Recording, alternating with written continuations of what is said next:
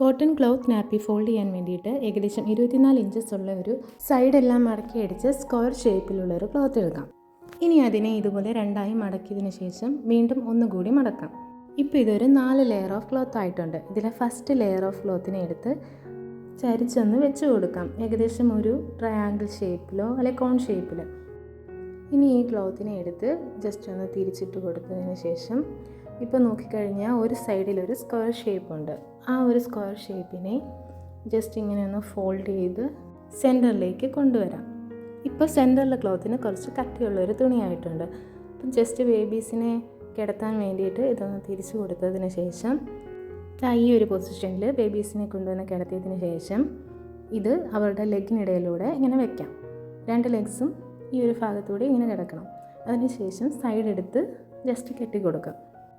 ഒരു കെട്ട് കെട്ടിയതിന് ശേഷം ആ മേളിലോട്ടിരിക്കുന്ന തുണിയും കൂടി പിടിച്ച് ഒരു കെട്ട് കൂടി കെട്ടാം. ഇപ്പോൾ ആ സെൻറ്ററിലുള്ള തുണി സേഫായിട്ട് അഴിഞ്ഞു പോരാതെ അവിടെ ഇരുന്നോളും. അപ്പോൾ ലെഗ്സൊക്കെ ഈ ഒരു സൈഡിലൂടെ കിടക്കും.